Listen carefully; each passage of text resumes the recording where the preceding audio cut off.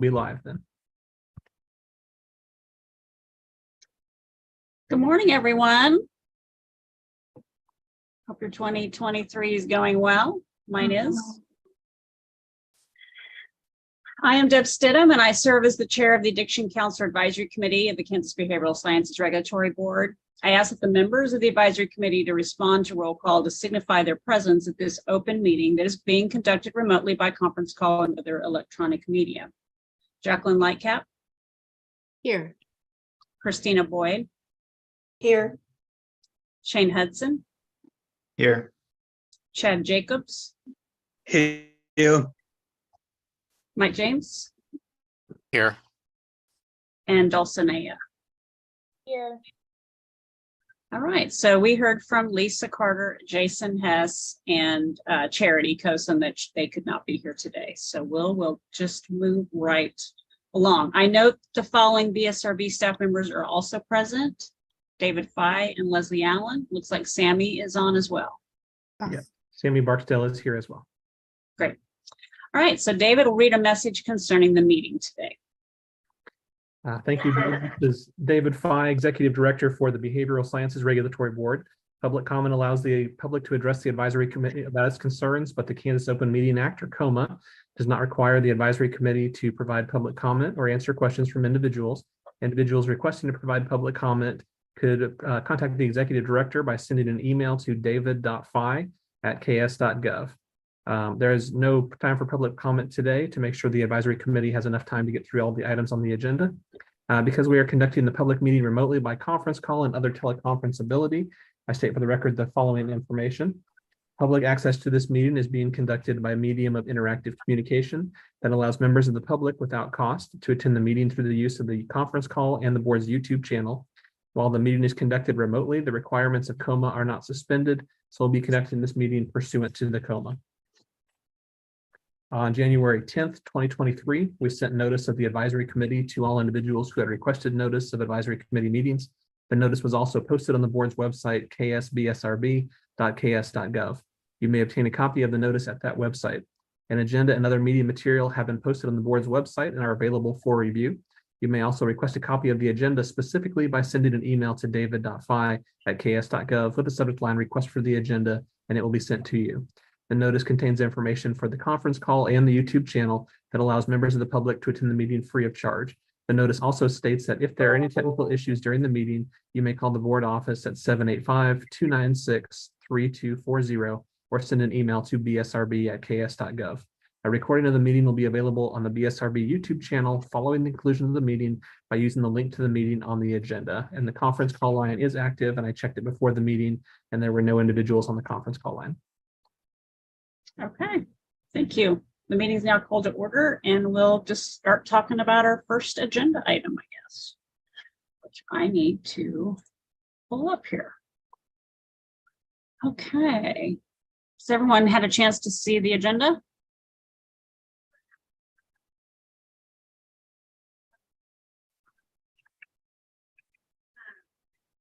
We have a motion to approve. If you like what you read. Is there a second?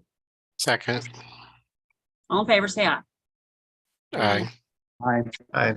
Any opposed? Okay, moving on. Review and approval of minutes. So did you all have a chance to see the minutes?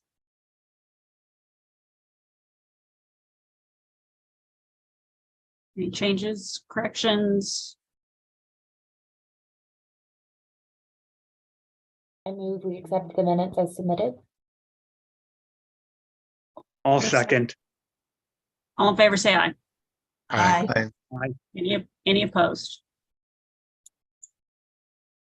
Moving right along, excuse me.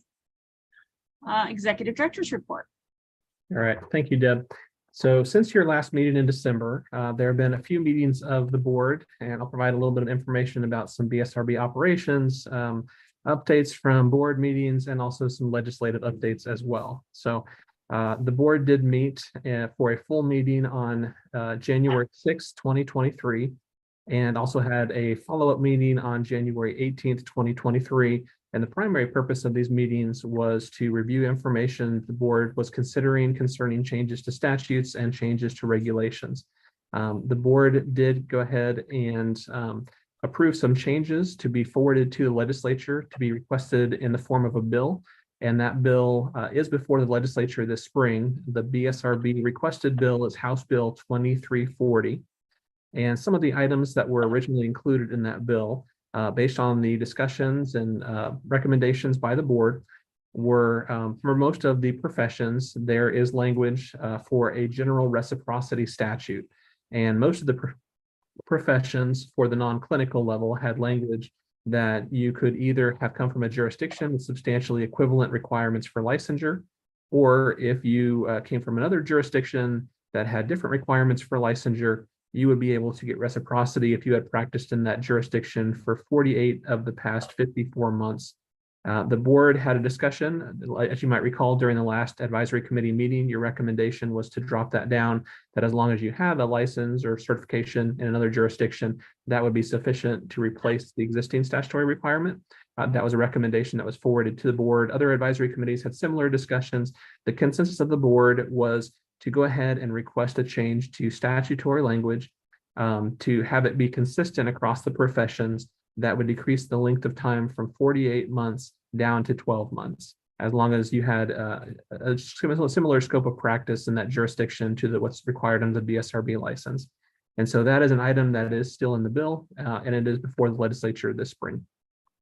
Another item that was included in that bill is creation of a few different types of temporary licenses. One of those was for the social work profession.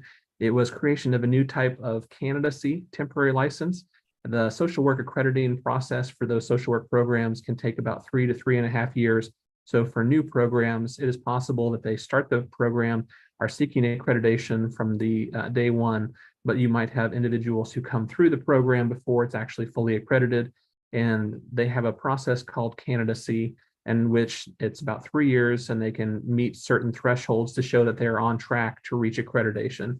And so what other jurisdictions have done to resolve this issue is they have created a temporary license for the graduates of programs that are in candidacy for accreditation. And then once those schools reach accreditation, the person will be able to get a permanent license. Now, if the program does not reach accreditation, then they would have their temporary license revoked. But this would be a way for those graduates to be able to practice and have a pathway to a permanent license so long as their program did become accredited. Alternatively, there are other requirements in the regulations for individuals from programs that are not accredited, but some of those requirements previously included that some of the coursework had to be received in residence, being physically present at the school. You might recall some of the discussions in this advisory committee, and some of the other advisory committees have had similar discussions to remove that requirement of being in the physical presence of the school. But that's a change that would go through the regulatory process. And the board did recommend removing that physical presence requirement for addiction counseling, social work, marriage and family therapy, and also professional counseling. And that's a change that's working its way through the regulatory process. So the combination of some of the items in the bill plus some of the items in the regulation would be helpful for some of those schools that are going through that candidacy process. And also some of these schools are online schools. And so those are the schools that would have specifically the most issues with meeting that in residence requirement right now. So the second item is creating those new types of temporary candidacy licenses for social workers. The third is, so you might recall you had a lengthy discussion at the last couple meetings about creation of a new type of student license, a student temporary license, one for individuals who are seeking a licensed addiction counselor license, and ones for students who are seeking a licensed master's level addiction counselor license. And that was discussed at the board meeting on January 6th. The board had a lengthy discussion on that topic, and it was the consensus agreement of the board to go ahead and forward the lower level of those student temporary addiction counseling licenses and legislation for the legislature to consider this year. The master's level, the board decided not to go forward on that item at this time. But the item for the students who are getting the student temporary license and addiction counseling, that is one that is included in House Bill 2340, and it is currently being discussed by the legislature. Additionally, there was a recommendation by the board Right now, some of the temporary licenses that individuals can receive while they are testing for the licensing examination, for some of the professions, it lasts 2 years. For others, it lasts 1 year. There was a recommendation by the board to go ahead and include statutory language to increase the length of time so that all of those would be 2 years. And so that is also included in the bill. Part of the reason for that is the board had received some information that some individuals were having trouble passing the licensing exam. So this would give them additional time to be able to work while taking that examination. And also it would provide more security for employers, that they would know that they have 2 years potentially for the person to be working there under a temporary license. Now, if they passed their examination early, the extra year would not really matter, but it would provide some flexibility to the people who are taking those licensing examinations as well as the employers. Another item that was included in the bill was to create a new pathway for individuals to request more time if there are instances under extenuating circumstances where they were not able to complete their continuing education hours when they were coming up for the renewal of their license. Currently, all individuals with a permanent license must complete continuing education hours at the time that they renew their license. But we have had some individuals who have talked about issues with their own health or someone close to them, especially during the time of the pandemic. The licensed psychology profession has a regulation which allows those licensees to request additional time if they meet certain criteria. And that way they could renew their license and then be able to make up those hours with some approved time from the board. So the board was supportive of having similar language put in for the other professions. And so that's an item in the bill. And that is in an effort to try to help individuals keep their licenses and stay licensed as opposed to let the license expire. And so that is in there right now. The changes the board was supportive of, though, right now for the licensed psychology profession, that regulation indicates that they could be approved for up to 6 months. The board is more in favor of a time period of up to 3 months. Right now, the standard is showing good cause for needing the additional time. That standard would be changed to extenuating circumstances, which requires more of an extreme nature of needing the additional time. And also there would be some language there that the individuals could not use it in back-to-back license periods. So this would not be something that individuals could rely upon if they weren't meeting their hours consistently. It would really be for extreme cases, but it would allow us to help individuals stay licensed. Additionally, the board was looking at individuals who have allowed their licenses to expire and how we could address that topic in terms of workforce. There are individuals who have stepped away from the profession because of their own health or someone close to them, or wanting to start a family, or burnout, or other reasons. And once their license is expired, the process to come back and have their license reinstated involves paying essentially double the license fee. There is a renewal fee, but there's also a reinstatement fee, which is equal to the license fee.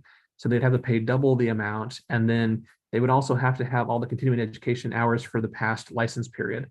And so as a way to incentivize people coming back to the professions, what the board was supportive of was to create a new type of temporary reinstatement license, that if individuals had been previously licensed and they wanted to come back and have their license reinstated, but they didn't have their continuing education hours, they could get the 6-month temporary reinstatement license and be able to work under that time period while also obtaining those continuing education hours. And then the board was supportive of, if individuals had been away from the profession for at least a year, they would be able to have the cost to reinstate their license cut in half. So it would just be a regular license fee versus the essentially double fee for individuals needing to reinstate their license.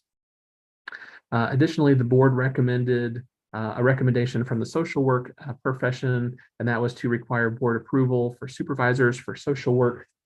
There was also a recommendation put into the bill that within the total number of continuing education hours for each license period, there would be a decrease in the number of required hours in diagnosis and treatment from 6 hours to 3 hours, and then a new 3-hour requirement in cultural diversity for all levels of licensure.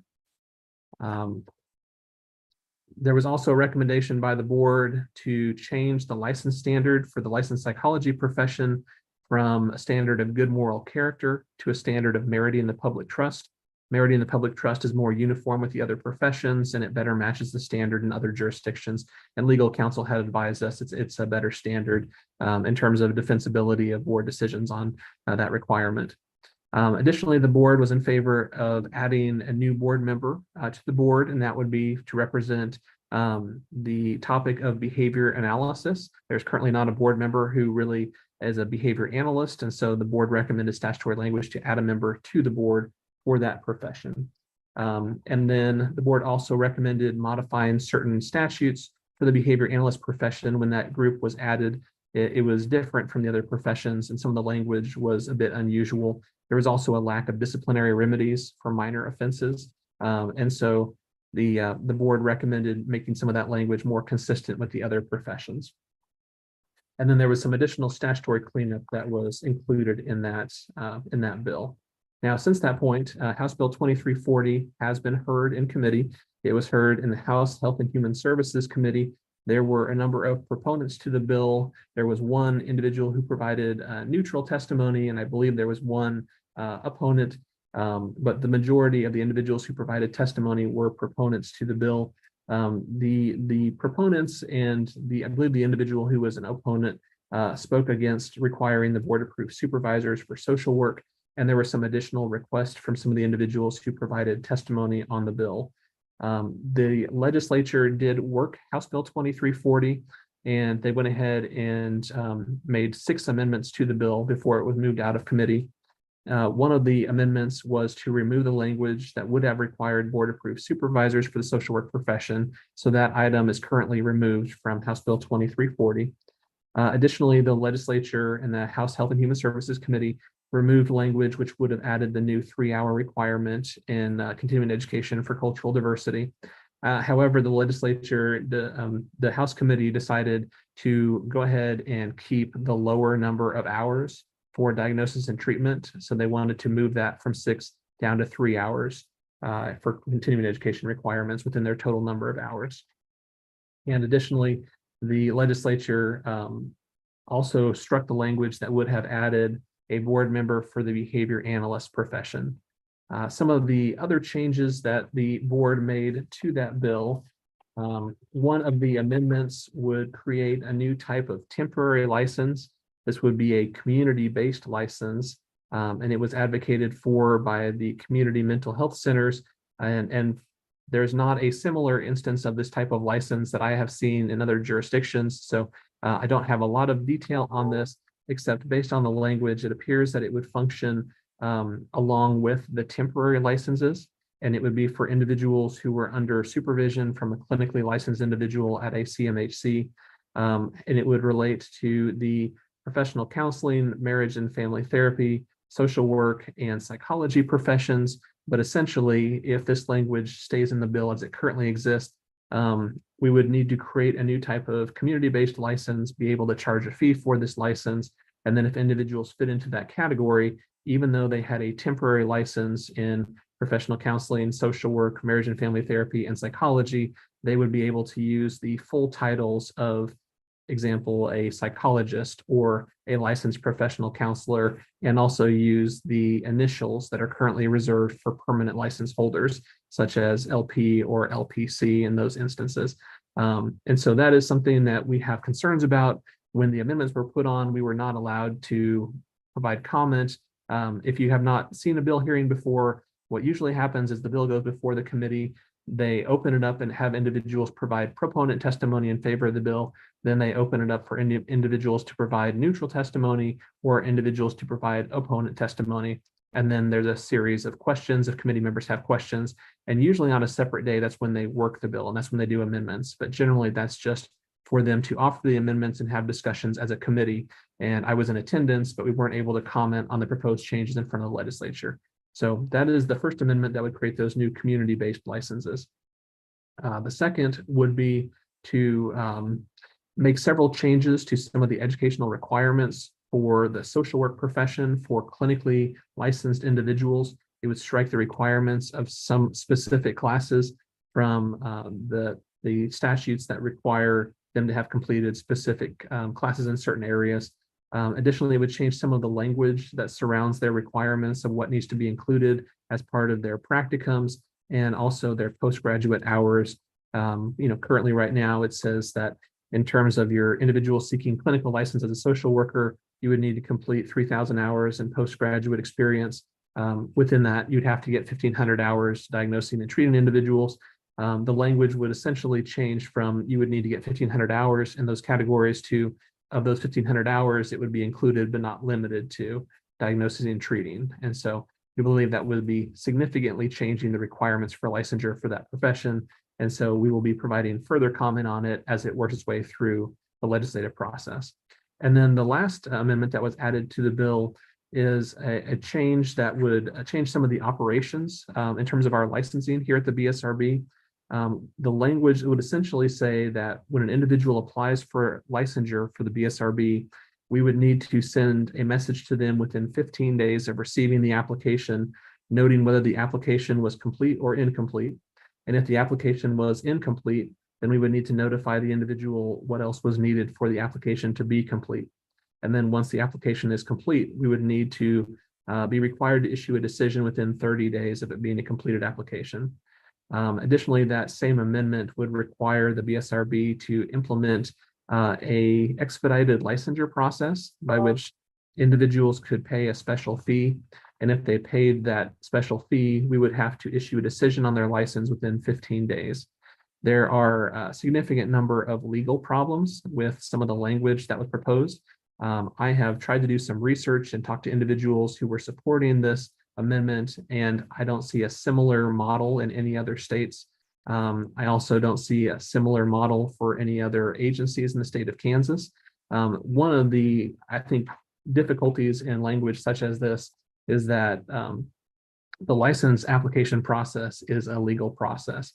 And there's Kansas's, one of its strengths, I think, in terms of licensing individuals is that we have a tremendous amount of flexibility in terms of our ability to license individuals in the 7 professions we oversee.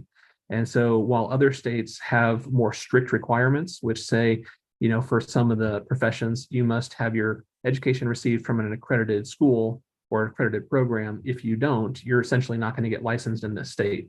Whereas Kansas says, if you're able to get your education from an accredited program, we are able to expedite your license application process.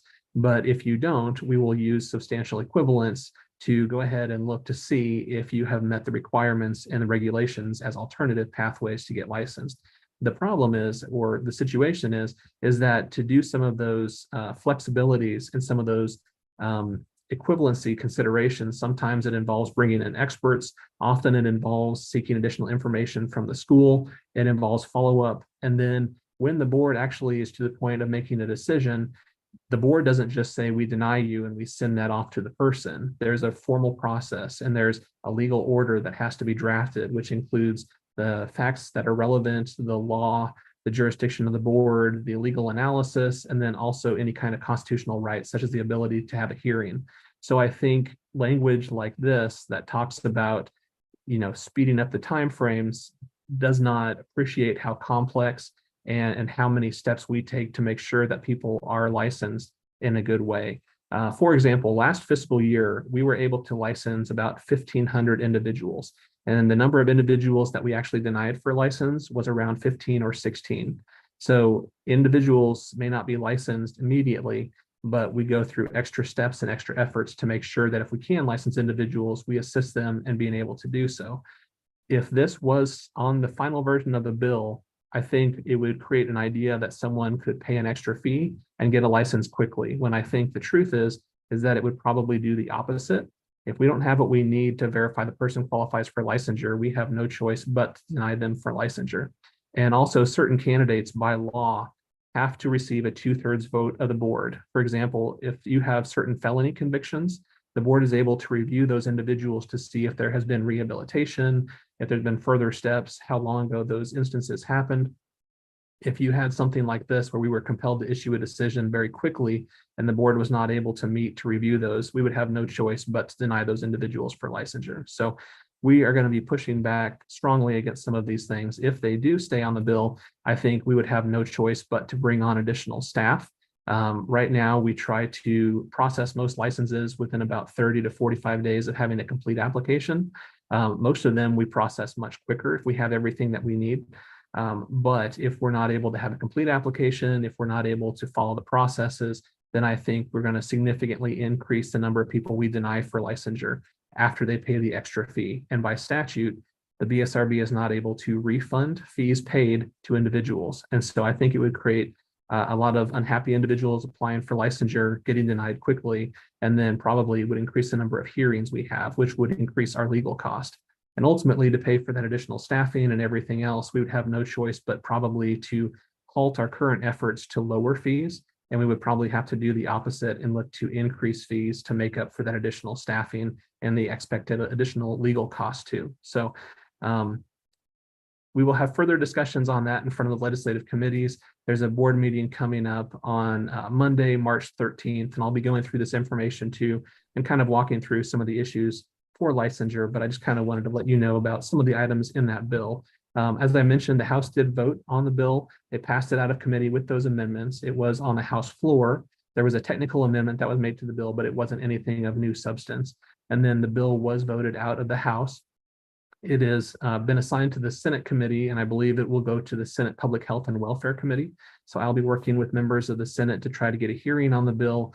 And then at that hearing, that will be the first opportunity to present testimony in terms of all of the really good items that are in the bill, and then the items of concern that currently exist in the bill as well. And so we did have another meeting of the board in February, and that was to review some bills that were related to the BSRB. There is one bill in particular that I wanted to highlight in case there could be some confusion. There is a bill that was offered by a member of the legislature that has to do with that social work candidacy temporary license that looks very similar to the BSRB bill. I believe it's House Bill 2375. What happened was there's a member of the legislature who requested a bill that took a portion of the BSRB bill language and has some additional language that it's specifically would include online programs, but it's a much shorter bill because it only includes a portion of the BSRB bill. The BSRB bill, the House Bill 2340, it's about a 60-page bill. And part of that is because some of the language relates to all of the professions. And so you would have the same change, but you would have about 6 or 7 copies of the same statutes, as there's a different set of statutes for each profession. So those are some of the items that the board had worked on, and that's where we were at in the legislative process. In terms of the legislative calendar, right now, we are about to begin the time period, or we just started the time period where bills have moved from one side to the other side, and then they will be heard. So all the House bills that pass are likely to be considered by the Senate committees, or at least some of those that get hearings in front of the Senate. And then the Senate bills that got worked are going to be over in the House. And then they would be eligible to be worked on the floor after that. And if there's any items of difference, then if it's passed by both the House and the Senate as a different bill, then it would go to conference committee, which has about 3 members of each committee that come together to try to resolve the differences between the issues. And if they can agree to a consensus opinion, then that consensus bill comes back before both bodies and they vote to approve it. So we're still several steps away from that process, but I just wanted to give you an update. There's a lot of good changes, a lot of good discussion the board had.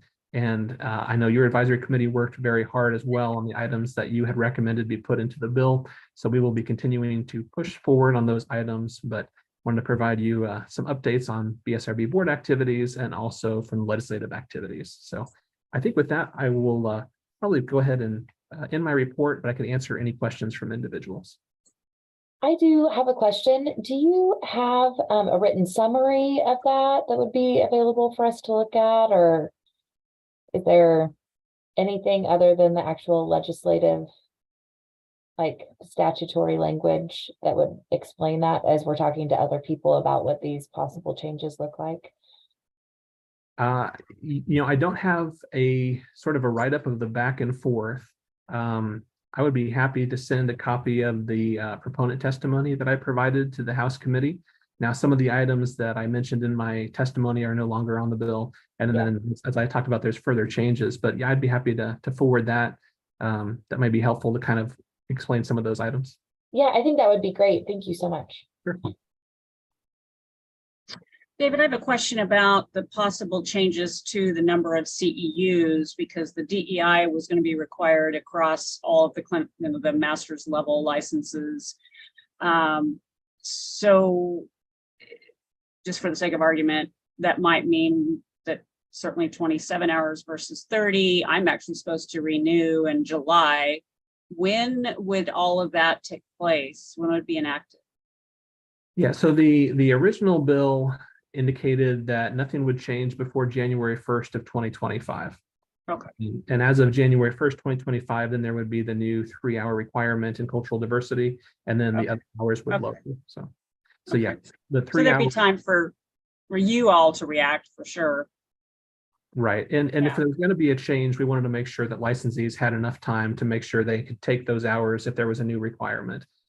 So with that being removed from the bill currently, then any changes wouldn't really take effect probably until January 1st of 2025.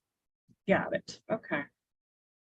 Well, I find it very interesting that there's basically been no discussion about what I consider to be a major piece of legislation that we've asked to be in the bill, which, yay, I guess. I'm not, you could explain it in a lot of different ways. Nobody cares about our profession but us. So yeah, so that's good. I was worried that there would be opponent testimony that I hadn't anticipated, right? But there wasn't. No, So. I don't recall anyone even asking questions about the student addiction counseling license. The only question that's even similar to that is when they were working the bill, there was a 7th amendment that was brought up. One individual was not in favor of extending the time period for temporary licenses to 2 years. They wanted to keep temporary licenses to 1 year when possible. But then there were about 5 or 6 other members of the committee that expressed a position that was against that. And so then the maker of that amendment withdrew the amendment. And so, yeah. Okay. All right, committee, any more questions for David?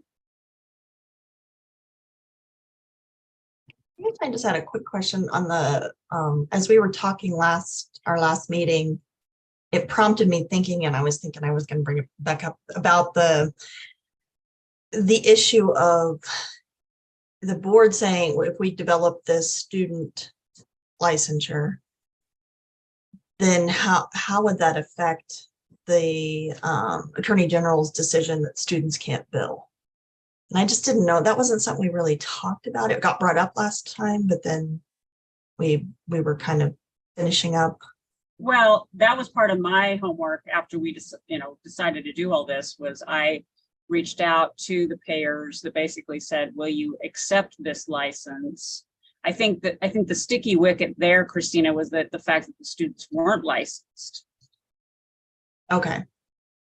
It was basically free labor. This is clearly not that. This is, we're gonna hire you, presumably because you can get a temporary license, because we can bill. I mean, it's a logic based upon that very assumption. Okay, so it's felt then that the Attorney General would be okay with that. Like whereas well, before again, I agreed with the Attorney General. I felt like, no, you can't have a student that you're not going to pay any money to, right? And then turn around and try to bill for that. It's free labor. Mm-hmm. So I don't have a definitive answer for you. And somebody, whether anyone ever does ask the Attorney General for an opinion like that, I don't know. I believe that was on the social work side. That opinion came out years ago.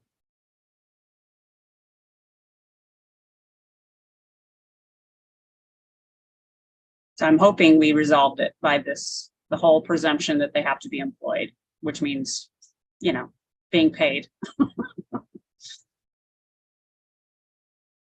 I don't really have any comment about the reimbursement item, but I can tell you, I did talk to some of my staff and they have been getting some questions about the bill, but I think maybe the topic they've received the most questions about has to do with the student temporary license for addiction counseling, and some individuals that are really excited about it. So I can just from the feedback that I've heard from my staff, they've been trying to keep them updated and say, well, this is not in effect yet. It's still something that would have to get passed in a bill, but I can tell that there's a lot of enthusiasm from certain people about it. So Definitely so. All right. We'll move to our first item under old business, consideration of adding the National Addiction Studies Accreditation Commission in license regulations. So we had the presentation from NASAC last time, and then we tabled it for further consideration and some pondering over these months. Anyone have any ideas? The idea is to make this easier for folks to get licensed that have attended school at one of these, and hopefully NASAC will only grow in terms of the number and types of programs they have. I'm not sure I see a downside, that's all I'm saying, as long as we have some confidence in the organization. Could this also help with reciprocity to other states if this is across the country and required, that you could more easily get that? That's my understanding. Yeah, and I think if not reciprocity, individuals coming from other states who may not be coming in through reciprocity, but may have just attended a program from out of state. Right now, if we're not familiar with that program, if we haven't reviewed it before, we really have to take an in-depth look to make sure that their program and the education meets the requirements for licensure. But if we had, for example, right now for some of the other professions that recognize a national accrediting body, if they came from another state, but that was a social work program accredited by CSWE, we could expedite that person because their program and education essentially had already been vouched for by the accrediting body.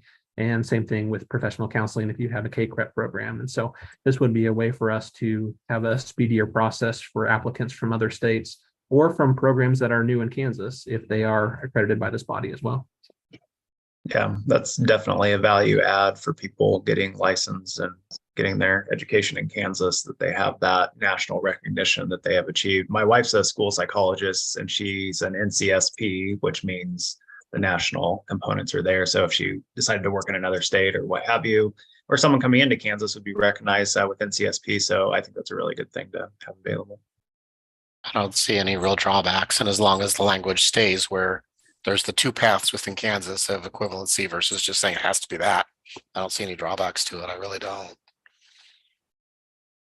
Yeah, and just for comparison, but some of the other professions that recognize a national accrediting body, what essentially it says is if you have an applicant who has attended a program that's accredited by, and then it names the accrediting body, then that person essentially would move forward in the licensure process. And then it said but if they were not from a program accredited by that accrediting body, then they would have to meet these other requirements and regulations. So like you said, it would have two different pathways, but this would be a way for us to essentially fast track the individuals from those accredited programs.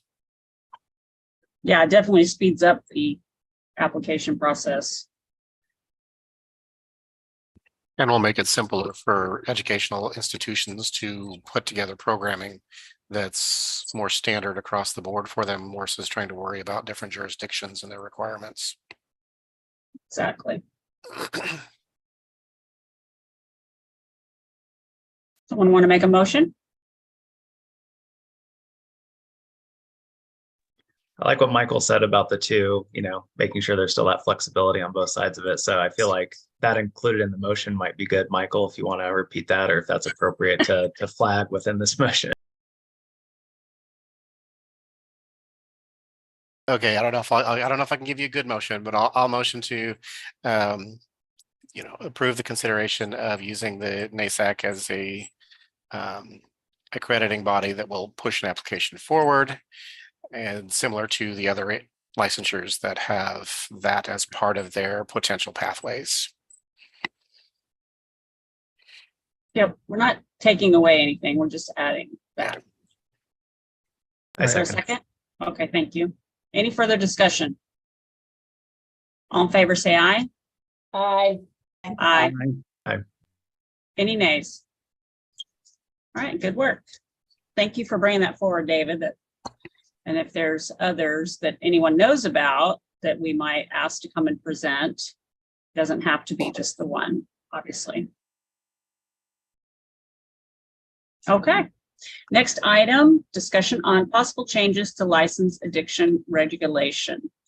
So as part of just reviewing things, there's some changes that we discussed already today about reciprocity that went forward in the bill. When I was going through looking at writing up what this temporary license for students might look like, I started looking at our education requirements, which is probably at least the second or third time we've done that since the bill was passed. initially. Trying to straddle the line between something meaningful but not overly specific to the point that we exclude courses that perhaps might otherwise be included. So we have any discussion? Mike, I think we were gonna talk with you about some recommendations for a couple of these, in particular, co-occurring and family and community studies. There might have been we also talked about in methods of individual counseling, changing that as well. 3, I think. Yeah, I think those were the 3 Yes. that we had mentioned. And I did a little bit of kind of, looking at the coursework that tends to be offered at, different types of institutions and those kind of things. And I can verbally go over with you some of the things that I saw, or I can show you basically what all I've got to show you at this point would be, okay, here's the regulation and here's some of the course descriptions. For the individual counseling one, the basic piece there would be trying to reword it just a little bit to broaden it out so that if you have an undergraduate counseling course, like some of the schools in, say, Arizona, and I think California, I'm not sure of California, I know Arizona has a bachelor's level counseling something that they do. So there's actually programming and education with that. By adding and leaving the focus on substance use only to that, it eliminates any of those other behavioral health classes. And that could be the case in, say someone who starts their master's program, picks up the individual counseling and say counseling education, and then says, no, can't do it, and drops back down, gets the coursework for the bachelor's degree. They'd have to retake a basic counseling class on those skills because of the substance abuse focus, which doesn't make a whole lot of sense because a lot of the same strategies are used across behavioral health board when we're talking about base counseling skills. We're not talking about advanced counseling skills. We're talking about the basic ones. If we're talking about the advanced ones, no, we need to have more of that in there. But for the LAC, I think that would be one place to maybe massage that language just a hair. I don't know that it'll have a huge impact for the students that come through that have those, but it definitely will have a few, because I've seen a few even through the program that I work in that have come in with, coursework from a graduate program that they, for whatever reason, didn't finish. And I'm like, well, we got to kind of make sure that this fits. And if it didn't have that word in their descriptor, or if it wasn't pulled out in their syllabi, it meant they were retaking a lot of the same stuff that they already went over, which is, a fiscal burden and all those, and a time burden, all those kind of things, when it probably shouldn't be. And I kind of defer to the group for massaging the language because we're talking legal stuff, and I'm not real good at the legal language, to be honest. We have an attorney on in our midst, so yay. And Mike, could you reference which one of the regulations? Okay, so that's what is it, C2?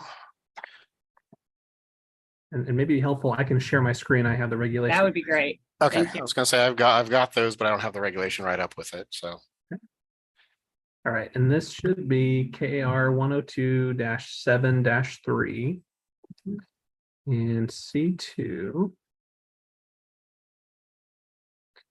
The down here, methods of individual counseling. that one. Yep. Not follows on the next page too. There's a little portion Yeah, of that. those words look fine. Yeah, that all looks fine. It's the specific piece where it says assessing client substance use, function, motivation, progress. If substance use changed to, I don't know how I would change it, but that's the one phrase that limits those courses that say maybe they took in a social work program or they took in a counseling program or that kind of thing, that does limit it some.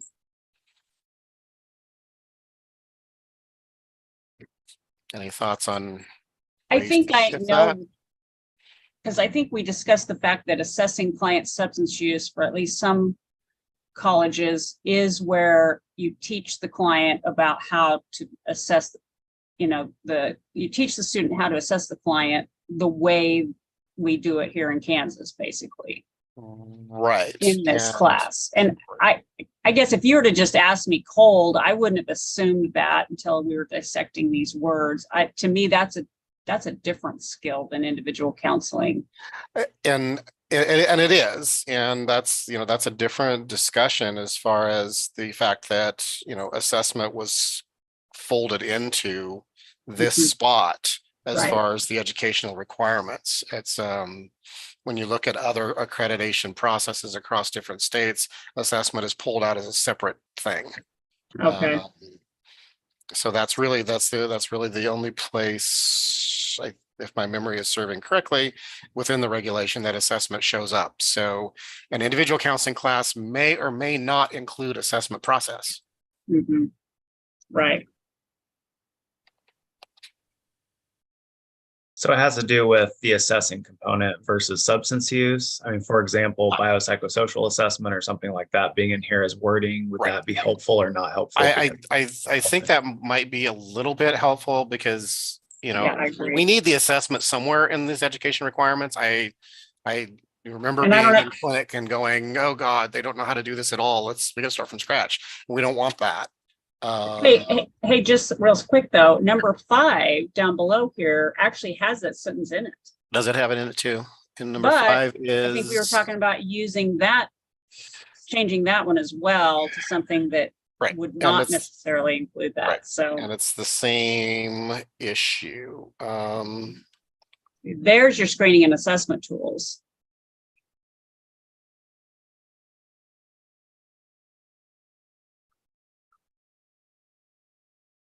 That makes sense to me to have it here, mhm. which may open another can of worms. It kind of does on the course that would be the potential substitute for that one. You're right. The most common course because that one only has really one specific course that I ran across that's routinely offered that would fit there. What about the practicum? Because to me, that's really where the rubber meets the road anyway. Mhm. Can you scroll down to the practicum language, David? Thank you. It includes intake and assessment. Doesn't mean you were trained on it. And I guess that would be, kind of I don't know if that's for our purview or the education folks' purview as far as pushing that out to the providers that are supervising in that area versus giving them the academic side. Because the way practicums look, what the education side does, it does varies somewhat to the institution. I spend a lot of time with some didactic stuff with them myself, but some institutions and some licenses don't. They allow the supervisor at that agency to do it. So they're learning their agency's way of doing this. Right. And I don't do it that way simply because I have folks who can land on a couple different jurisdictions, and no, they need some things that the other jurisdiction does not do, so they get it from me. Right. Okay. So we've looked at, and family community studies was the other one. Family community studies is the other one, and that's the one that probably has the most variety of other courses that could be looked at. Okay.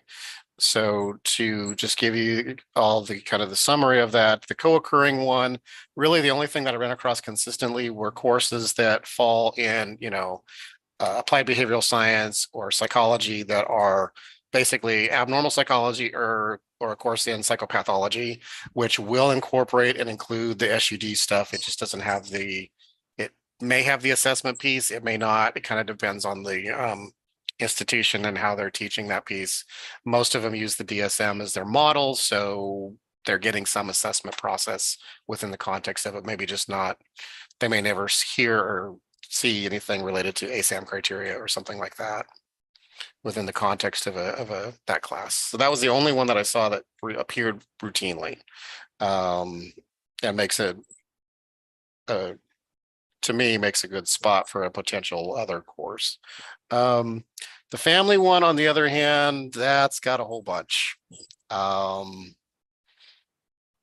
The language that's problematic in family, which is number 8, is the piece, or not necessarily problematic, but that narrows what types of courses can be accepted, is the statement of the impact of addiction on family and society and the informed skills utilizing treatment and recovery process. So the courses that almost anybody in social sciences will get is sociology's marriage and family, which takes into consideration how family functions, how the community is functioned as it relates to the family itself. And those courses do have some increments around, pathologies, whether it's, domestic violence or substance use or mental health issues or truancy, what have you. They talk about those things, but they don't pull out that much of a focus. So it kind of comes down to how much of the family therapy part of this do we need the LAC to have?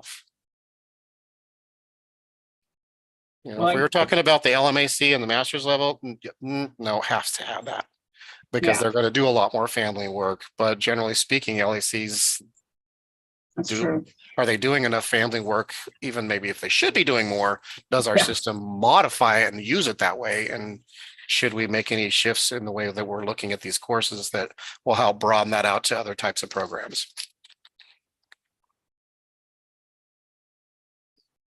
So, I've found across family communication classes, sociology of families, principles of family sociology. That's really family and human services courses, family issues courses.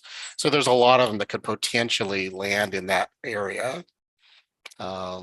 Psychology of marriage and family processes. Those are the kind of titles that are hitting much of the same work, unless we're expecting the family course here to be a course in doing and understanding family therapy and family therapy theory as it relates to addiction counseling for the bachelor's level folks. I don't think I would expect them to get into that deep of the area as far as family therapy and family systems therapy theory. I mean, all those things are very good to know, but what am I expecting my LAC to do? Understand that addiction is hard and it's hard on the family around the person, and being able to help with some communication there and seeing the patient and the family member occasionally versus like really digging in. I don't want my LAC to be getting into doing marriage and family therapy or digging into therapeutic techniques above their skill set and where they should operate. So I don't know that that is necessary versus the foundational elements of communication and understanding the dynamics of family and as it interacts with someone who has a substance use disorder.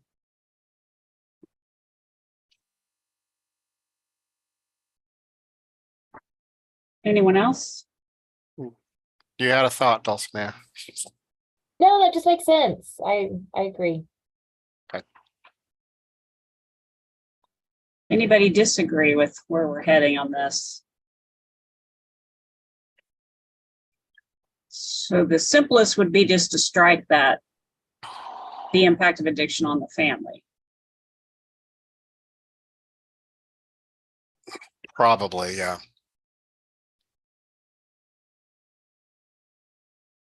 Except there's a part of me that hesitates, but LAC, what do we ask him to do? Yeah. So full disclosure, our program right now, one group per month brings the family in. And I wish it were more residential. Because of COVID, it's come and gone as far as on-site versus telehealth connection of family. We need to do more. We look at CARF accreditation and things like that. We don't have marriage and family therapists and things like that on site. So I do like LACs and LMACs. I mean, knowing about the family dynamics that are present and being able to support that process in some way. But as far as providing therapy to the family and trying to help heal those components throughout as a master's level clinician would, I'm not expecting them to do that. So it's kind of tricky there because we do need family engagement present in our settings. Yeah, I'm sitting here thinking about my own, I guess, early days in the field. And to me, the most important pieces about family involvement and the dynamics that happens through experience. That comes with dealing and hearing stories, and really, especially family stories, more so than what you could probably teach in an academic setting. Yeah, for the most part. I know when I look at the programming that I do, one of the strengths of that course for us is that it does give an additional counseling theories push towards the developing clinicians, which, you know, that's not a very strong requirement within the context of the educational piece here, but that's the biggest thing. You know. So Mike, let me ask you this. If we change this, what happens at your program? Will you continue to offer this course in this way, or my plan at this juncture in time, based upon the way the program is, the size, pressures, powers that be within the context of the institution, I will continue to offer it as it is. I would not shift it over to just accepting the sociology. I would maybe make it optional. I'd think about that a little bit, but I would still require that piece. And that's more my basic philosophy of what I want them coming out from this institution with, not just tailoring it to what BSRB wants. This is what the institution and my program wants. Well, that's what I like about this, is that it doesn't preclude it certainly doesn't mean stop teaching that part. Right. You know, if you want to, it just means, again, we're adding more flexibility. We're it's a broader swath of allowing people that have already had this course in particular to be able to use the course they've taken instead of having to retake a course just for one part of it. And from the education standpoint, I'd have to go back and look at NASAC's requirements, because I didn't do that because it didn't dawn on me to do so. For the accreditation piece, whether there would have to be something a little bit more for their requirement, but what it would do for other institutions, and maybe I'm giving myself more competition, would be able to reduce the number of courses that are specialized to this, which then also would potentially increase the number of programs that could offer, you know, fewer of the courses that are specialized, which means it fits in degree paths better, because the more courses you have that are really specific, the harder it becomes to put it in degree paths. So it potentially could open some of that up. I mean, instead of, you know, 11 specific, it reduces it down to 10, or, you know, that kind of thing. Even fewer, Yeah, even fewer when we look at the research, which could be in multiple areas, the co-occurring, which, you know, can be stretched depending on how they teach abnormal psychology, that kind of stuff. Yeah. So the wording shall include the study of family, social, and community systems would stay intact versus the impact of addiction on the family would be removed. So I feel like understanding addiction and the impact on the individual you're treating and everything you learn within that realm, and then also knowing about family, social, community systems, linking those things together within practice and supervision happens and should happen. Maybe it doesn't happen everywhere, but I feel like that's still intact. We can still bring these things together that they've learned about versus saying they don't even have to learn about family, social, community systems. So I feel okay with that language staying intact. If it were all being removed, of course, that'd be concerning. Sure.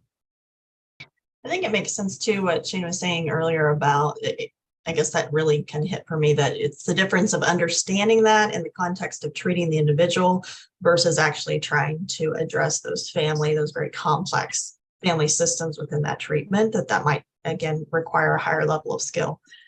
So at the LAC level, having that more just an understanding of it in a broader sense, I think is helpful. And then again, understanding the differences between the level of practice. Are we ready for a motion?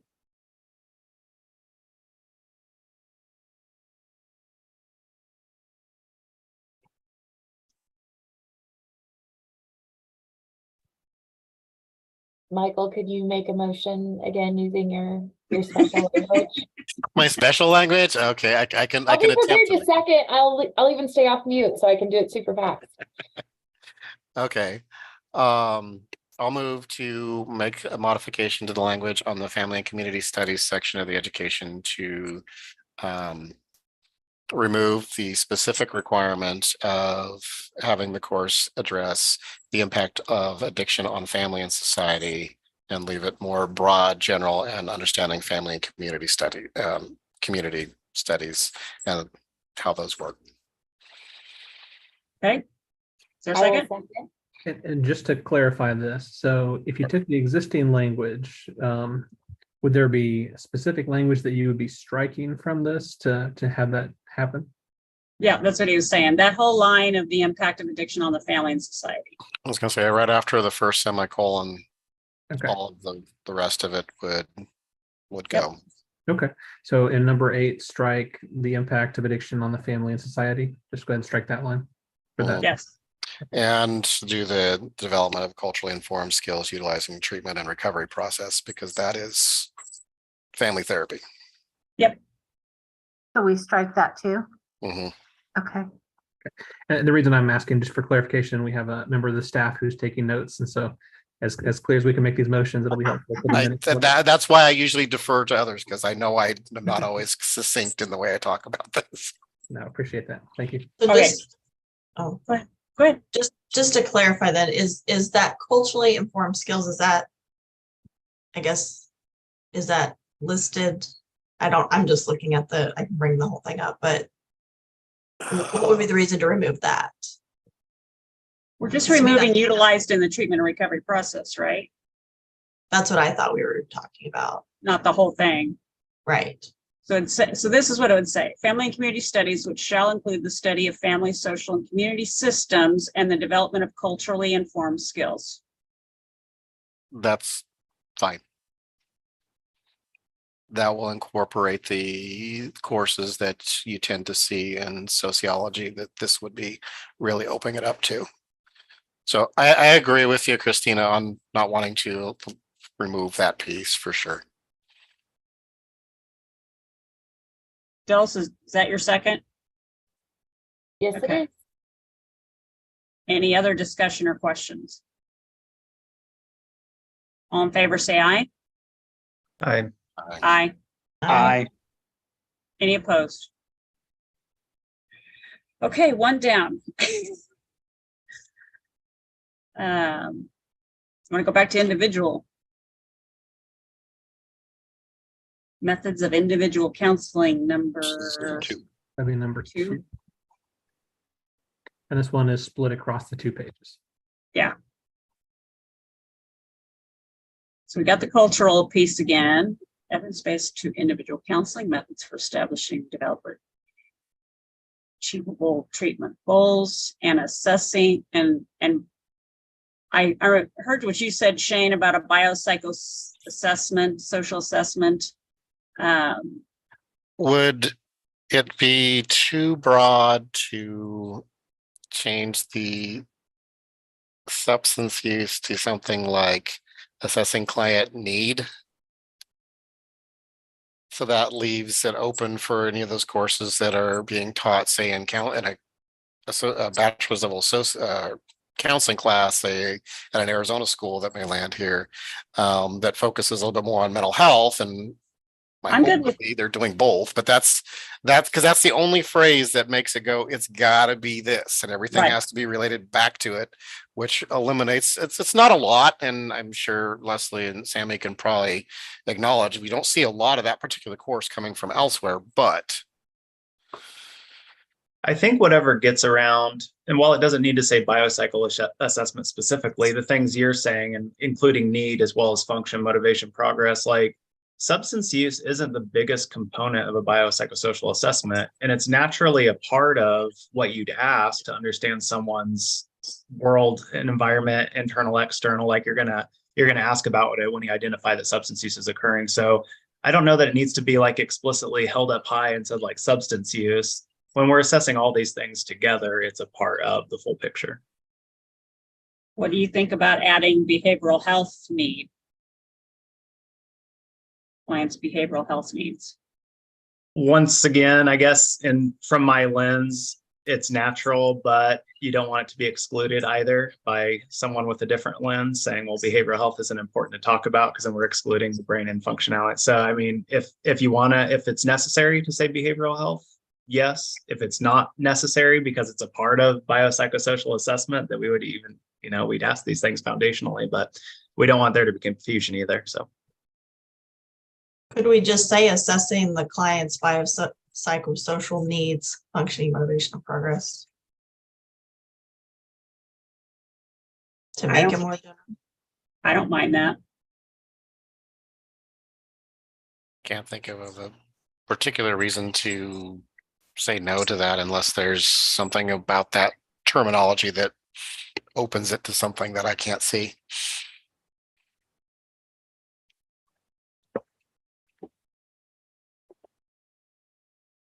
I guess I'm just thinking about basic skill development and when we teach it, you know, and when you are in different disciplines, even across the board, I think that's a common term and would include, like Shane's saying, a more comprehensive look at the needs of clients versus having it so specific.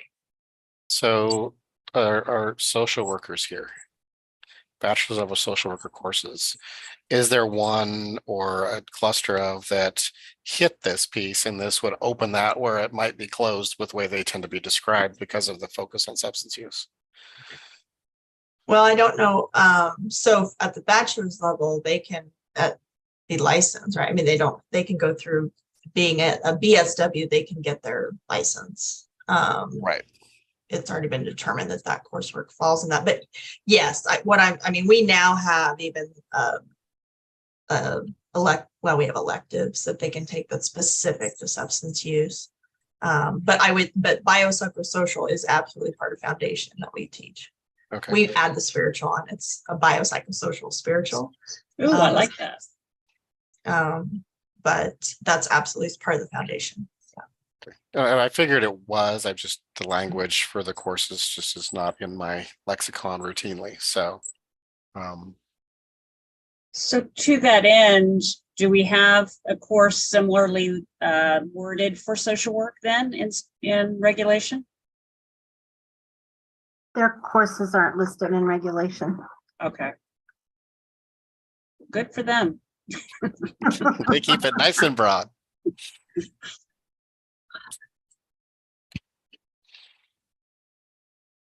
I think making the change would open up some, but I don't know that it's going to be huge. Let's put it that way. The family one will make a bigger difference than this would by far. Well, I feel like another thing, as we've educated communities, criminal justice systems, medical, and all these things about what we actually do and how we're assessing people, saying biopsychosocial legitimizes what we're doing more than saying, oh, well, you're just asking about their substance use and blah, blah, blah. But when you say things like ASAM and you say things like biopsychosocial and you have actual criteria you're trying to meet, that makes sense to the world around us versus saying like, oh, well, you just look at substance use. So I think it's helpful to speak that language. I agree. I think it's also, this is a more advanced way to look at this. I think to just narrow it to substance use is indicative of, old days. Yeah, siloing, old days when we just didn't expect a whole lot. So I agree. I'm going to ask a dumb question as the person who will write the amendment in the regulation. Biopsychosocial is one word, correct? Okay. Thank you. So do we need to make a motion? Yes. So I would make the motion that we change the wording to and assessing the client's biopsychosocial needs, functioning, motivation, and progress. I'll second it. Any other question or discussion about this? All in favor, say aye. Aye. Aye. Any opposed? All right, good work. Go back down to co-occurring. Number 5.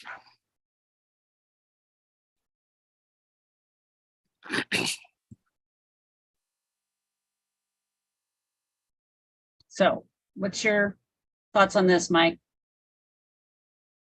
Okay, let me glance real quick here. Some of the courses.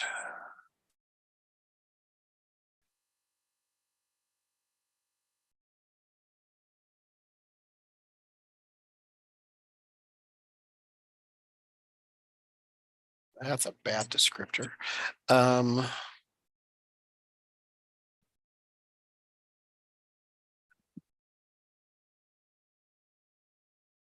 So the issue here, when I go through and look at the coursework that's been listed for, basically, I'm looking at the courses that are equivalent to or similar to abnormal psychology or basic psychopathology class. And what happens is there's a variation between ones that include the assessment part and ones that do not.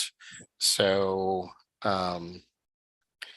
abnormal psychology, for example, foundation course, The Science of Abnormal Behavior, offers opportunities for studying origins, development of abnormal patterns and disorders, assist in recognizing, understanding mental illness, increase awareness about emotional, functional, physiological, and then topics include symptoms, diagnosis, etiology,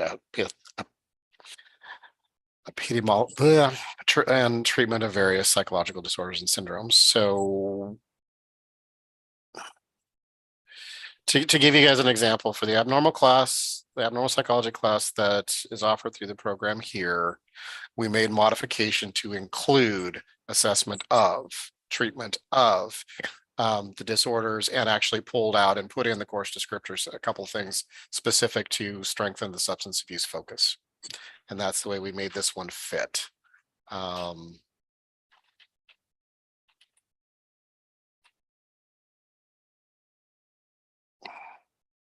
I don't know. I'm starting to wonder if we should even mess with this one. Mess with this one. Yeah, me too.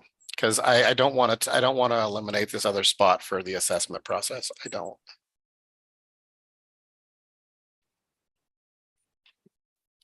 The only thing oh, go ahead. we seem to be determined to talk on top of each other today, Christina. Go ahead, though. Oh, I guess I just think of the difference between assessment and screening, and again, at different levels of licensure that, we at an LAC level, or, when we're saying at this, they really, they should be aware of, but they're not going to be, to me, that's in my brain, I guess that's how I keep it different. Like screening is different than an assessment or diagnosis. Like they're not able, Right. to diagnose mental health. So again, just having that, maybe again, that more broad. And the other thing that I think of is co-occurring doesn't always have to mean mental health. Getting back to Shane's point earlier, co-occurring can be chronic health issues, other things. And again, I think it's important at this level that they understand the prevalence and nature of how these things affect each other. They're not going to be expected to, and again, in my terminology, I would say assess that. They could screen for it. They need to be aware of it. They're not going to be treating that directly. I think it gets into, again, scope of practice a little bit and making sure. Well, I think what we're attempting to balance here is, do we need this as a discrete course that, by gosh, if you're going to school, you should get something like this? Or is there a way to include other types of programs, coursework? Because I know we discussed abnormal psychology as a potential. What I remember of abnormal psychology would not cover this. So in that case, having it more broad would be helpful, as I'm hearing.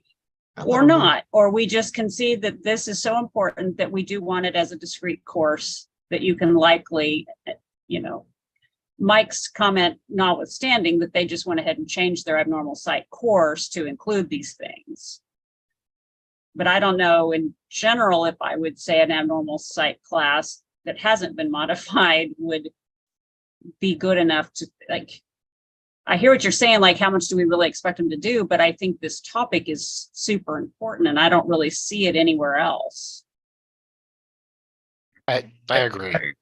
I agree with the comment of screening and assessment. Screening and assessment often gets thrown in the same pile and it's not the same thing. And then other times people completely confuse the two terms for each other. So if there's something to be said there as it exists in this context, I agree that screening and assessment don't automatically have to go together and are the same thing. And just exploring, is that necessary to have the language there, is all I would piggyback on Christina's comments.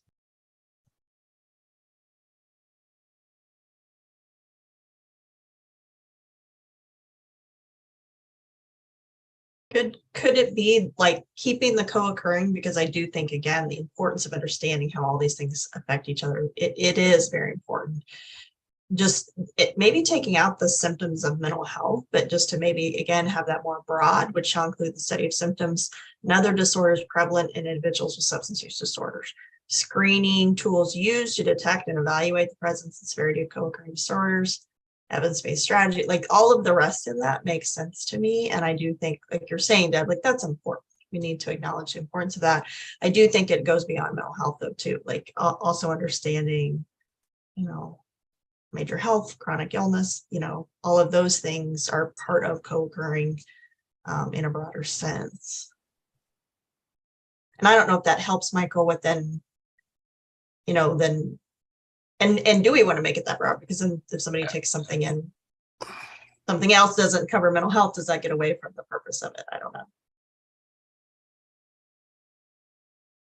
I'm just Honestly, the more we talk about it, the more I'm like, leave it alone. Maybe the assessment part, maybe that word can be tweaked, because I don't teach the students in this program to do full, like, screen. It's like, okay, you see this and that, okay, it falls in that, refer. And that's the, that managing of the risks associated is, what do? You refer it to those that deal with it. If it's chronic illness, you refer back to the medical folks and they managing that. If it's the IDD stuff, then it's refer to those folks, that kind of, it's.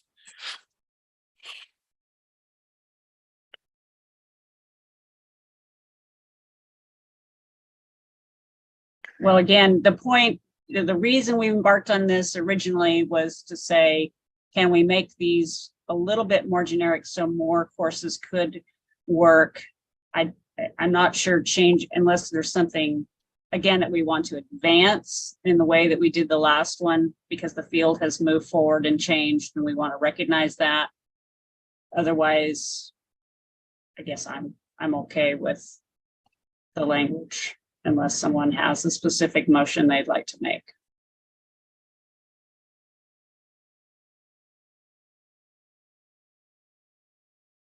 I don't know. Assessment still sticks out to me as like, we're not going to have them do the MCMI or something like that to Right. assess that, which leads to diagnosis. So that seems odd to me, versus like the screening and referral components of this are absolutely necessary, but assessment, we're not doing that in any specific direction away from just understanding what's present. So you're saying strike and assessment tools. I mean, can anyone name an assessment tool that we want these staff to use that goes in these directions? I mean, that's kind of what I'm getting at, is we're really talking Yeah. about screening. So yeah, I'd suggest that if it's not Okay. the right time to do it because everyone needs to think about it more, fair enough. But that really is not what they're doing.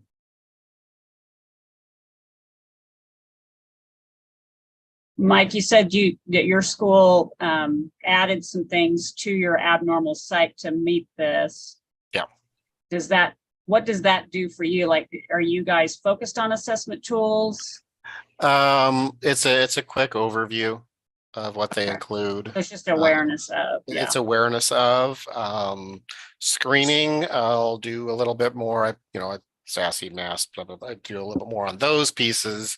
But as far as, they learn, what the Okay. MMPI is, what the symptom checklist is, what the things are that typically show up in an intake packet. So you got a CMHC for every client kind of thing, not the MMPI, but,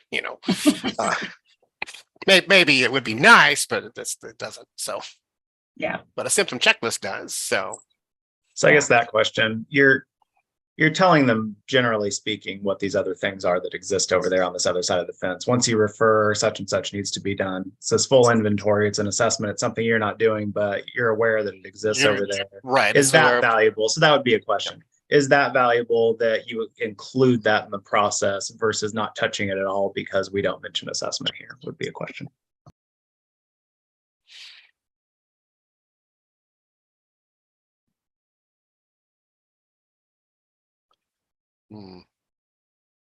From the standpoint of educating them to understand also what scope of practice means, yes. But is that where this belongs? Does that make sense? Mhm. Right. So yes, Well, here's and I the wonder tools about that you would assessment, use, as but Christina said, like physical health. I mean, there's other co-occurring things, Right. and what kind of assessments do we talk about in that area so we fully understand how to assess for ... So I mean, it does say include the study of, it doesn't, I mean, I think you make a valid point there, Michael, but also understand, I mean, part of understanding. that's not the practice of, it's the study of. Yeah. I mean, I guess I'm leaning towards just leave it as well. As I read that over again, it's not necessarily saying that they're going to be doing those things, but to be aware of what those are. Would be one. and honestly, from just kind of thinking about having reviewed NASAC's requirements, since we're looking at that piece, this is going to be pulled out as something separate for them. That they're going to want to see. They're going to want to see because ICRC does as well. So NADAC Okay. and ICRC Okay. pull that out as separate. So I think they're going to want to see it. Yeah. Okay.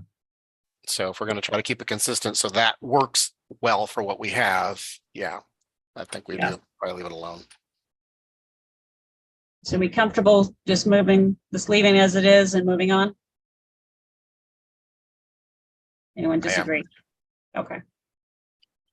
All right, great discussion.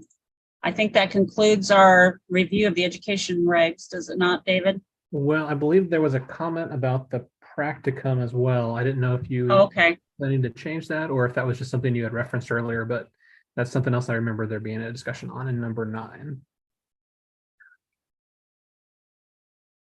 I did not have that on my radar still. David, what was the comment? Do you guys remember? I think there was just a reference earlier today about the practicum, and so I wasn't sure if you had highlighted it as a potential change or if it was just part of the discussion. I think they were highlighting intake and assessment. Okay. yeah, I was looking to see where it was because I know a lot of agencies provide that training as part of their practicum. And we're good with the 400 clock hours. Is that consistent with the others? They And I know there's been changes to that requirement, but don't, it depends. Depends, The okay. bachelor's, I think it's similar okay. for social work if they're not accredited. Theirs might be 600, but I think that if you went any higher, it would cut out more people. Well, I wasn't suggesting that. I'd say no, it does cut out more people and it makes it more difficult to manage because I have more than that in the program here. So Any changes anyone seeing for this particular requirement?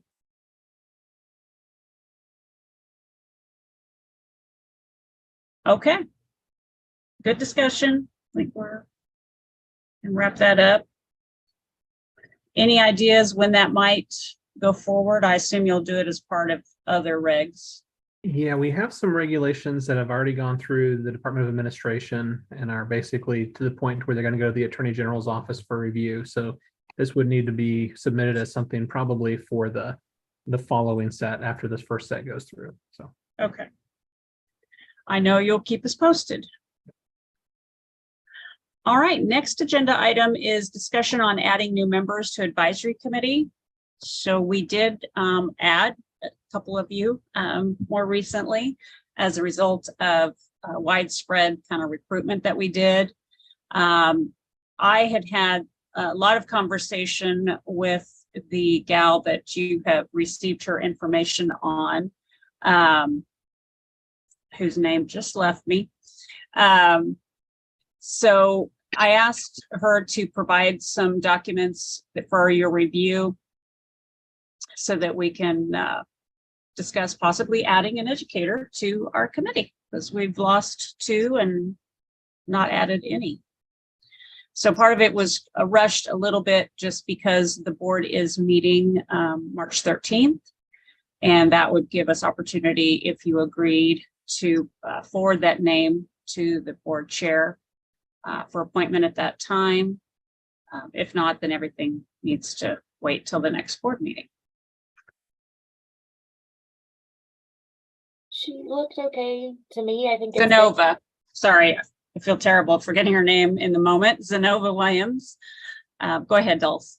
Yeah, no, she looked good to me. I know that we also lost Sana recently, so Yes. I think we've got space for more, and her background seemed like she would be a good addition. Yeah, I read through her letter and then felt like I didn't need to read her CV, but I did, and I didn't have any concern. She seemed like a good fit. I agree as well. Okay, anyone disagree? Well, that was easy. Thank you. David, you can let Mary Jones know that we have forwarded a name for consideration. Okay, great. And yeah, just for clarification, yeah, in this process, what we've been doing is we've been taking the consensus recommendations of the advisory committee, drafting it in a letter to be sent to the chair of the board for review, because ultimately the chair of the board has the authority to add members to the advisory committee, and they're added at an official board meeting. So I will go ahead and summarize this, and then I'll send you a copy, Deb, to look over and make sure it accurately reflects the discussion. And then we'll forward that to Mary Jones. And if she's able to do so, she could appoint at this next board meeting, but she does have the ability to request additional information if she wants to do that too. Okay, very good. All right, next item, discussion on committee topics for 2023. David, do you have suggestions of things or things that other committees are looking at? So one of the major topics that your advisory committee dealt with in 2022 was looking at the unprofessional conduct regulations. Your recommendations have been completed, and the next step is for the board to review the recommendations from the different committees. Some of those committees are still finalizing their recommendations. And so when those are all presented to the board, I imagine the board will have further discussion about trying to have consensus on certain items, or perhaps there were items that your advisory committee did not have that some of the other ones did. So those will probably be forwarded to your advisory committee to look at perhaps later this year. But that can just be one of the items in the mix. Aside from that, the legislature has asked that agencies be responsible to review regulations, especially regulations that have not been updated in some time period. So I don't have any specific items. One item I think we're looking at just across the agencies or the different professions is perhaps having some sort of an educator forum maybe later on this year, but that wouldn't necessarily be specific to the addiction counseling profession. So that would just be something that would be in the mix for later on this year. But if there was a section of the regulations that your advisory committee wanted to look at, that could be an item. If there was something from other states that individuals were aware of, for maybe the advisory committee to look at to see if Kansas could add, that could be something else too. But I don't have any other specific items like that right now. Something just popped in my mind. If our bill passes, that will be regs that we will need to work on, correct? Potentially. There was a lot of the details that we really tried to put into the statutes this time around to avoid any kind of delay with having to go back and follow up with regulations afterwards. Officially, for some of the new items that would have a fee, the statute sets the cap for the fee, but the regulations really establish the amount within the cap. But those could be something that would be pretty quick to address. In terms of fleshing out the details, that is something that the advisory committee could work on if there was some additional details, but we really tried to put as many of those details as possible in the bill statutory language. So I don't think there would be a lot of items that would need to go into regulations. Well, I know one of the things we discussed in this committee was the whole notion about unprofessional conduct, and that we wanted to be sure that there was no wiggle room for the student license around that.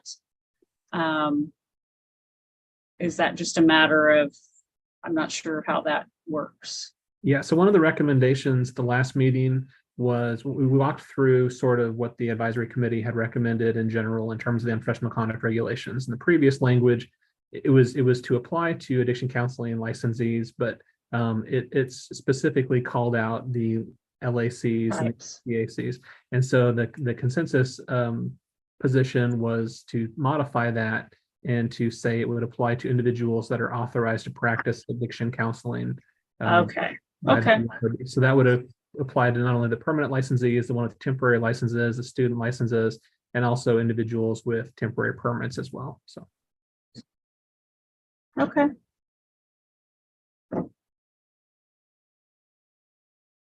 Does the committee have any ideas for topics for the coming year?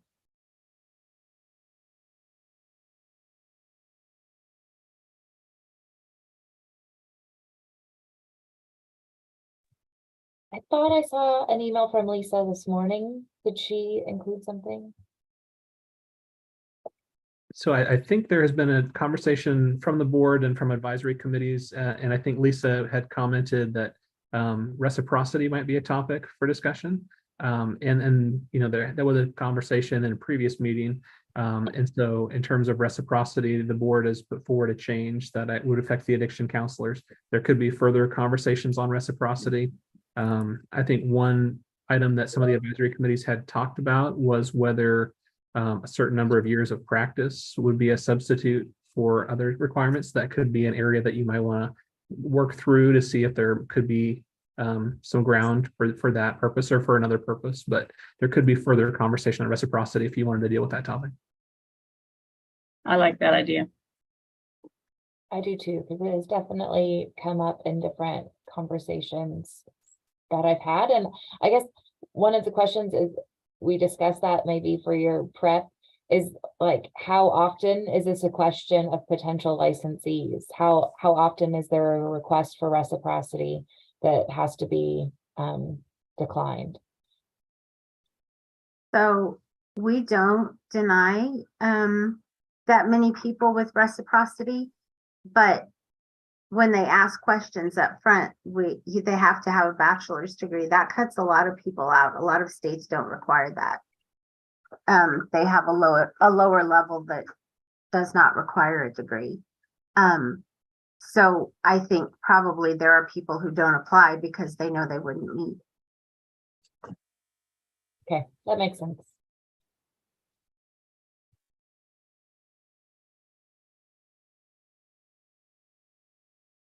So in that avenue, is there, and you guys may have clarified this out when you initially decided on the bachelor's piece, is there a reciprocity way or something that would open those with the experience that are ICRC states that don't? And I just say that because I get that question a lot. Being sitting right on the border with Missouri, which is an ICRC state, I get a lot of folks. It's like, they've been practicing 10, 12 years and well, they're like, okay, you mean I gotta go back to school? Yeah, well, okay, I guess I'm not gonna do that. Yeah, I mean. Yeah, that's a great question. I like that. It's a good topic. And I know NADAC and ICRC are slowly working their way of looking at things to be closer to one another. So.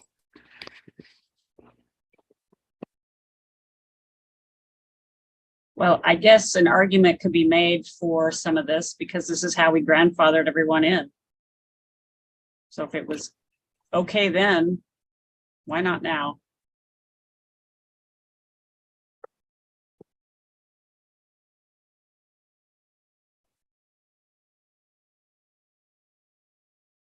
Okay.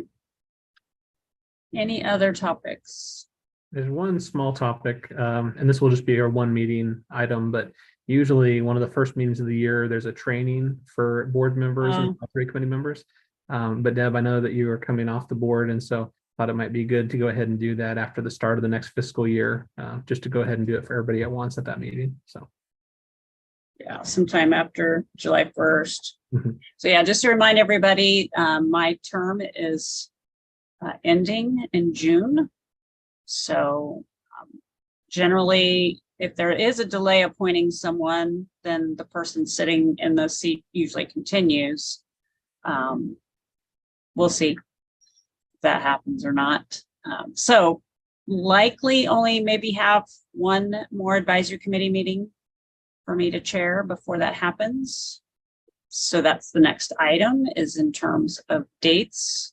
I know we talked about May, and then I also threw out July. sorry, June.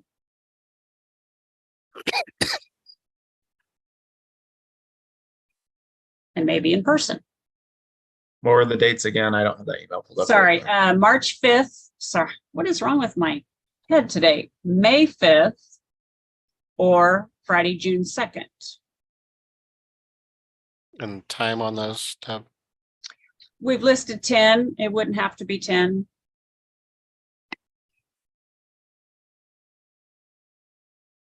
I can do either of those, the 10 o'clock for the May 5th. If you do it in person, that's a hard no because my class is from 9 to 10. Either works for me. Yeah, either works for me. Is the idea if we have it in person that we'd all need to be there in person, or would there be a Zoom option? No, you could still do a Zoom You option. could still, I okay, wouldn't, yeah, keep you from coming. okay. I can do either then. So, okay. So does June work for everybody? Because I really couldn't do in person. Well, I maybe could. I just won't know for a while about the May one. So I know I can do the June. June 2nd, in person, 10 a.m. Is that a good time? Or you want it later, earlier?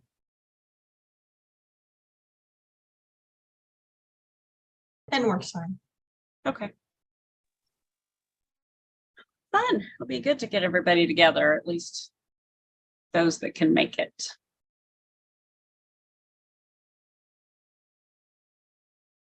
Anything else for today? But just a quick, Dave, will that save the date that had already been set out for May 5th? Will that just switch? Will that be updated to the June? Yeah, I'll probably take that calendar appointments and I'll just move it to Friday, Okay. June 2nd. Okay, perfect. Thanks.